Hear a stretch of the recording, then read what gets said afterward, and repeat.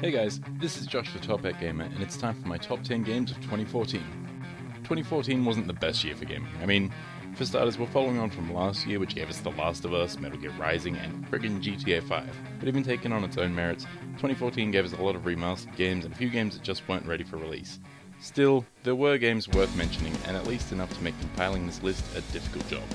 So without further ado, let's get down to business. Number 10. Middle-earth, Shadow of Mordor. I wasn't always going to put Shadow of Mordor on this list. Its story is forgettable, the majority of characters are bland, and the core gameplay seems ripped straight out of the Batman Arkham games. But looking back at the games I played this year, this was one of the most memorable, if only due to the rivalries I built in the game itself. See, Middle-earth Shadow of Mordor plays well and it looks amazing, but the real selling point is the Nemesis system. The way you hunt down and battle randomly generated orc captains in pseudo mini-boss fights is endless fun, but I never expected to come away from the game with an actual rivalry with one of them. Ushrak, Swordmaster, would show up and we'd fight, but later down the track he'd reappear, bearing the scars of previous fights. By the end of the game I had burnt him and blinded him, so he appeared with face wraps and a steel eye patch. I still remember how I would anticipate and dread our battles at the same time. It may be the only fresh part of Shadow of Mordor, but that alone is worth the price of admission. Fighting these orcs with different personalities and different skills is some of the coolest emergent gameplay I've seen in gaming.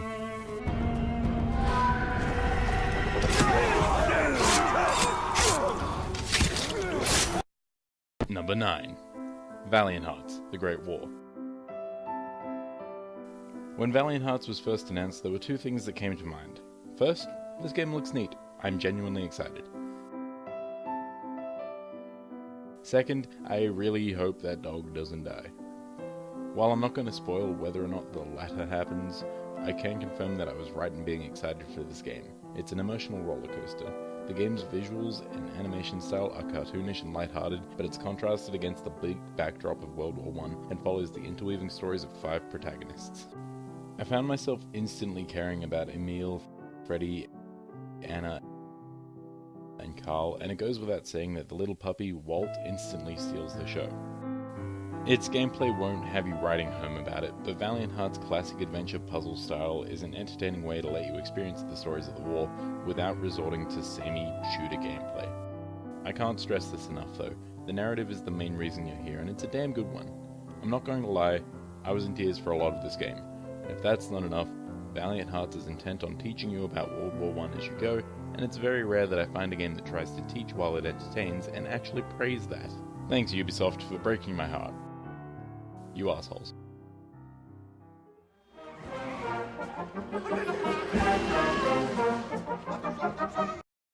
Number 8.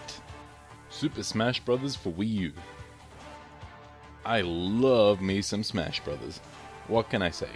I have my problems with this iteration of the game, that's for sure. Its addition of 5 to 8 player matches ups the chaos to ridiculous levels, and there are way too many clone characters here for almost no reason. But the main reason I have these problems is because I do love the game so much, and it's stellar despite these flaws. The roster is impressive regardless of clones, and the gameplay is tight and responsive. I love the detail and level of fan service in Smash Bros. The levels span the vast history of Nintendo titles, there are countless references to past games and everything from the smallest animation to a simple palette swap. Seriously though, this is the quintessential love letter to Nintendo, and on top of looking great and playing really well, the game features more content than you could poke a Wiimote at. I'll be playing this game with friends for the foreseeable future, and for good reason. Smash Bros. Is a great overall package, and if you're a lover of Nintendo, then I think you'll agree.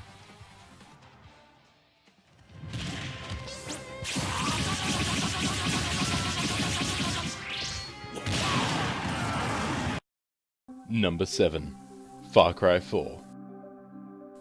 So, Far Cry 4 is almost exactly like Far Cry 3. You get dropped into the wild with some guns and a bow, and it's up to you to overthrow a villainous group with a tight grip on the area. While a lot of people will say that Far Cry 4 hasn't innovated enough since the last game, I have no problem with the core gameplay remaining largely unchanged. I'm really glad that Far Cry 4 not only hit the benchmark that was set by its predecessor, but may have even pushed it.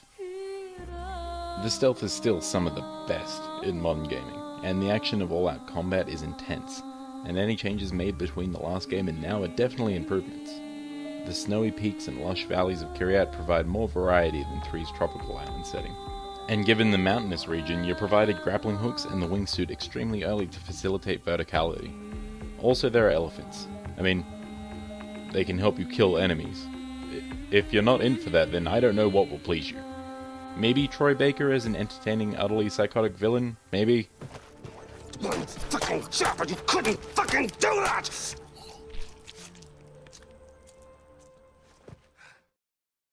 Number 6.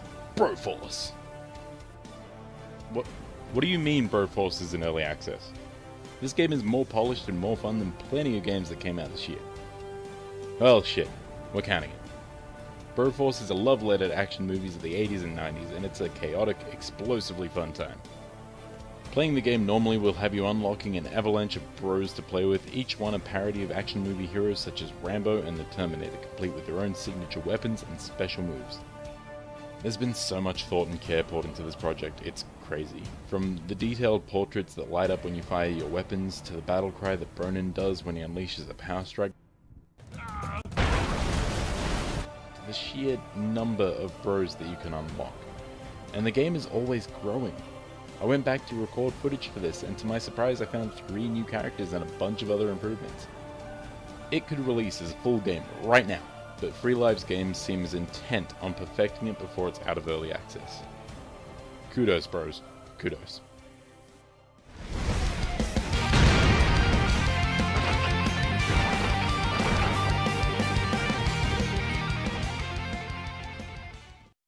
Number 5.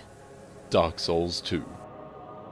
It's no secret that Dark Souls is one of the hardest series in modern gaming, and I'll admit that the original Dark Souls, and Demon Souls for that matter, were super intimidating back when they were released. I don't know what possessed me to bang my head against Dark Souls 2's barrier for entry until it broke, but I did, and now we find ourselves here in the top 10 games of 2014. I think I love this game. The art style is a weird and intriguing Eastern take on Western fantasy, providing us with larger-than-life enemies, some truly intimidating boss fights, and environments that are just oozing with atmosphere. You'll die. A lot, like, repeatedly. But that makes your triumphs that much more fulfilling as you get better with the heavy, gratifying combat. And if you haven't played this game, then good news for you, it's getting a current-gen re-release early next year, which comes packed with the complete DLC as well as various upgrades to the visuals and core game. It's also worth noting that the 3 DLC packs are some of the best single-player DLC I've experienced in recent memory. Prepare to die indeed.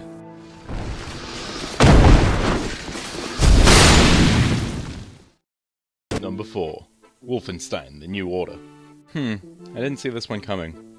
Wolfenstein The New Order kinda has it all. I love its dystopic alternate timeline world, and the story is full of interesting characters. Your main character, BJ Blazkowicz, is instantly likable, but then again, who isn't when your enemies are just straight up Nazis?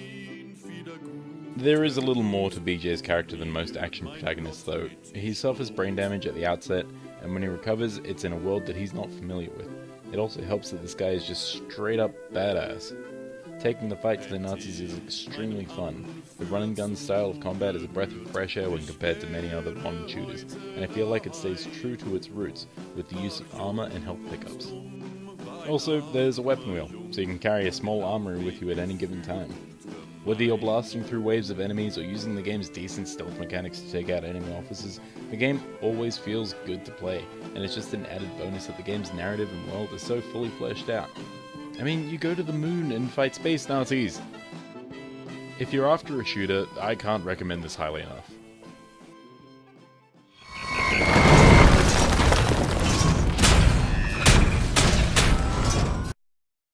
Number 3. Bayonetta 2.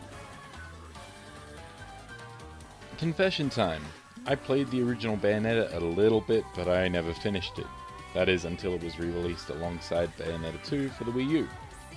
I smashed both games out in a week, and normally playing that much of any given game would burn me out, but not Bayonetta, and certainly not its sequel. Bayonetta 2 takes everything that made the original great and amps it up. The action starts at a 9 as you battle angels on top of a jet zooming out of control, and only gets higher from there. The controls feel tighter and gameplay is even smoother than ever. Its level of challenge can be daunting, but when you earn your Platinum Award for winning in style, it's so rewarding. And even if you're not looking for a challenge, the enemy designs and hype situations will surely entertain, even on lower difficulties. I know a lot of people have a problem with Bayonetta's level of sexuality, but I personally think she's one of the coolest, most powerful women in video games, and she does it all without sacrificing her femininity.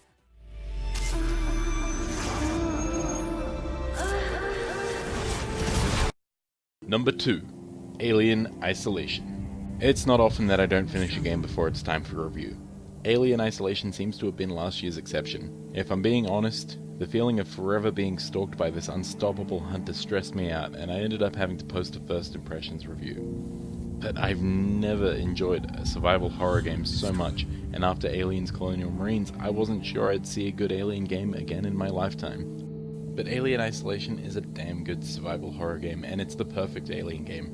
You automatically amp up the scare factor by giving the players few ways to defend themselves, and the hissing of vents opening or the creaking of the dilapidated space station you're stranded on create a tense atmosphere. Visually, the game is perfect, and its lo-fi sci-fi aesthetic stays true to the look and feel of the original movie, while the character models and the alien itself show off how technically solid the visuals are. The game can be difficult. Some would say its checkpoint and manual save systems are outdated, but I think it's all contributing to the overarching pressure being exerted on you. Alien Isolation stands not only as an excellent survival horror game, but also as a great example of how to handle licensed properties with the respect they deserve. Jesus! Oh, I've never seen that. That's awesome. Yo, that's why Aaron Hyde in luck is. Number 1. Shovel Knight. Shovel Knight doesn't have groundbreaking graphics or revolutionary gameplay features, but it's still my favorite game of 2014. The entire game is an homage to NES classics such as Mega Man, Castlevania, or DuckTales, though it's able to stand up on its own 2 feet. Its entire style is decidedly retro, but something about it just sticks out for me. Maybe it's the excellent animation. Maybe it's the fiendishly memorable soundtrack, or maybe it's just how tight the controls are, but I can't put this down for long. It features a great cast of memorable bosses on par with any Mega Man game, and the game's story is surprising to say the least. It's accessible yet challenging, and it even borrows elements from more recent games such as Dark Souls. Yacht Club Games have evidently worked hard on Shovel Knight, and it's great to hear that they're still working on content for the game, such as additional playable characters and a multiplayer battle mode. If you're just looking to play a fun game, then Shovel Knight comes highly recommended. I hope you can dig it as much as I do. So that's it for my top 10 best games of 2014. Of course, this is all my own opinion, and I'd love to hear your top 10 favorites from this year as well. But until next time, this is Josh the Tophat Gamer wishing you a happy 2015.